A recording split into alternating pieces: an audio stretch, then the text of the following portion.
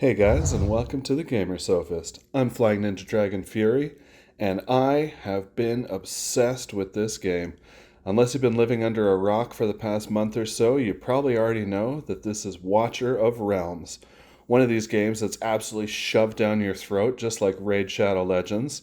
And I had to try it. So here I am, I'm on day 4, and you know what? I must say, I'm having an awesome time. I know the honeymoon phase is still on, they're giving me way more resources than I deserve, and you know what, I want to ride this out and see how it goes, because maybe in the future I'm really going to enjoy this, or maybe it's going to be like Skullgirls Mobile, where I'll play it for 2 weeks and say, okay, see you later. Anyway, I feel like I got some good pulls at the beginning, none of this like, ooh, 30 awesome pulls and I got 4 legendaries like they say in the ads, but you know, it did seem pretty fair. So, let's take a look at what we got. First of all, I got this guy, and he looks like he'd make a pretty good bouncer. I haven't actually used him yet, so I don't quite know what's going on, but I will report back to you on that later. Next, we got this crazy demon Gluttony, and he's another guy that I'm just starting to play with, but he looks like some kind of fighter that can drain life and stuff, and that's pretty awesome, right? Now, next one I got here, I feel that she's pretty good, this Livian, and the reason is whenever I upgrade her, she does some funny little dance animation, not like the other characters, so I guess she's pretty awesome. She's like this elf tank, and you know, that's probably about as contradictory a term as like an orc wizard or a troll druid, but hey, you know, things work. And something I actually noticed is that there's a video attached to this lady, so why don't we have a look? What the hell is this game rated? Oh, okay. Yeah, so now she gets the armor on. Okay, I got my mace and shield and I'm ready. Well, you know what? I trust her to have my back because I have probably seen more of her than her own father has at this point. So, good job. That kind of reminded me a bit of the 20-minute scene in Heavy Metal where the girl was putting her thong on, but you know, good stuff. Anyway, another guy that I really like here is this weird aquatic wizard dude. He has like the AoE effect, area of effect. Seem to do pretty good damage. You'll notice that I know absolutely nothing about this game at this point, and you know what? That's hopefully going to change, but for now, I am just going to tell you what I'm seeing. Anyway, this next one here, Toriel, I feel like I was really blessed getting her out of a chest or out of a summon stone, whatever it is. Because, I mean, she's a marksman, she does a lot of damage, and it seems like she's pretty nuts. She's got an ability that lets her hit everything on the screen, or hit anything on the screen, regardless of range. And she was like really carrying my face for a while, and I was really proud to have her. So, you know, great move, you know. I think she was actually the first 4-star that I got, so I really put resources into her. I got this healer as well. She's another 4-star. And these 4-stars, these are like the, you know, the really good ones. I don't really know how she can heal her comrades when she's blind, or at least wearing this fan over her face, but you know what? It's funny because she kind of just heals in a circle around her. So maybe that's like part of the lore. Hey, I can't see anything, so I'll just heal everybody. Anyway, she's pretty good. Like, though sometimes because of her range, it's a little awkward. Like I said, she heals in a circle, whereas like this other lady who has some of the most generous assets I've ever seen, she heals in a line, and I can usually get like all my guys under her. That's pretty cool, right? But really what I wanted to showcase here was the showstopper. Now, I don't know if this was a scripted event, and it very well may be, because right after I pulled this guy, they asked me to rate the game. So, I mean, do you get a legendary right away, and then they, you know, ask you to rate the game, or do you get this legendary? I'm not really sure.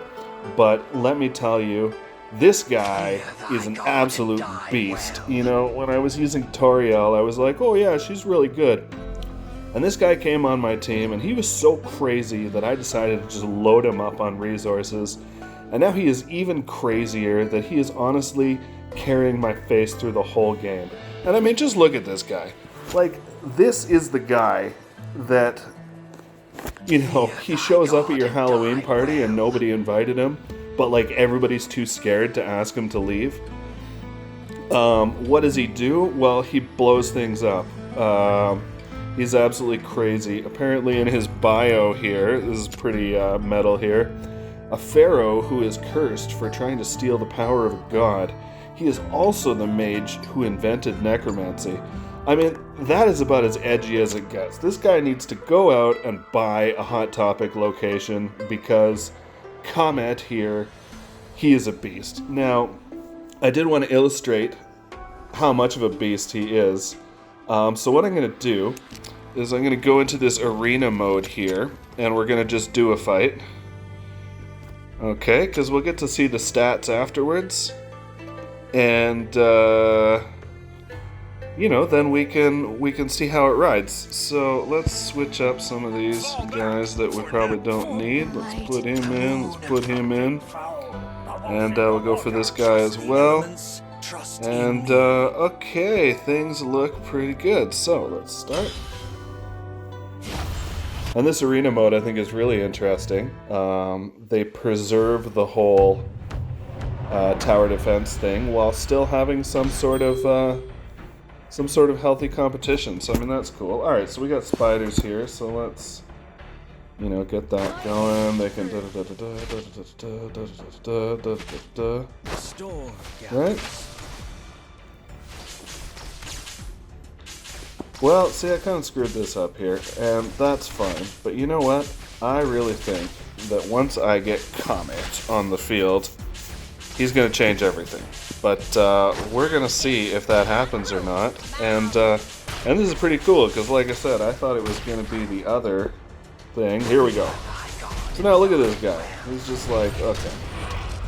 Well, so the other team won the round, and I'm going to take a huge amount of damage. But you know what? I got my boy on the field now, and I am not concerned at all. There is going to be absolute massacre. These little spider drones are going to get vaporized, okay? I cast her ultimate ability, and like, doesn't mean a thing. Look at that, like, when he kills something, he like hurts everything else even better, you know? It's some fascinating stuff. So, boom, there we go. So I cleared all that stuff, and look, he's still got 3. Okay, so not bad there. And look, I pulled ahead, so I'm at 69.5, he's at 66.3. So now let's go on to the next wave. Oh, I should probably be deploying my troops as well.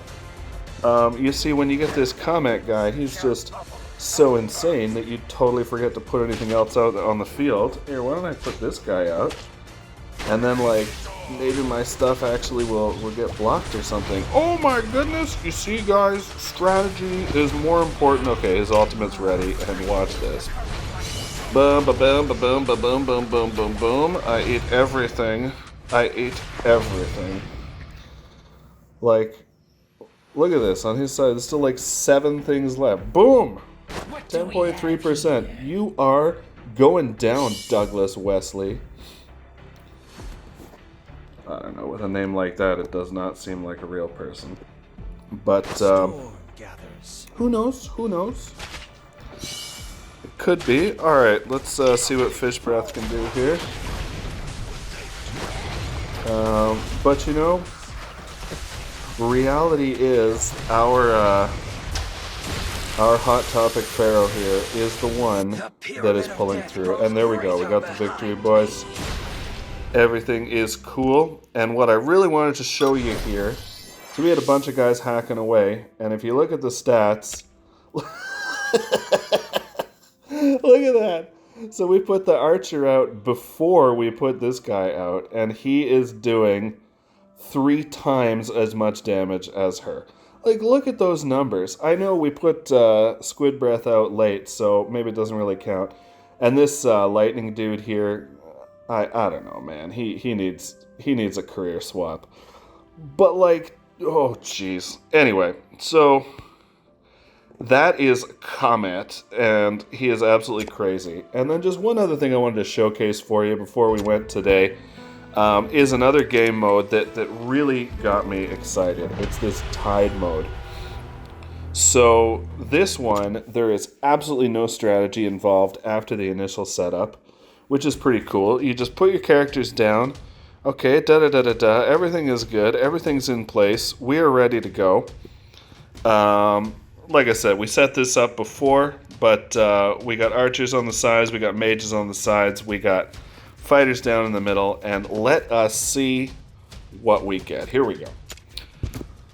So, yeah, like I said, the strategy is kind of in the early game here, before you start, and now you just get to kind of watch and see the stuff get melted. So, onward with the melting.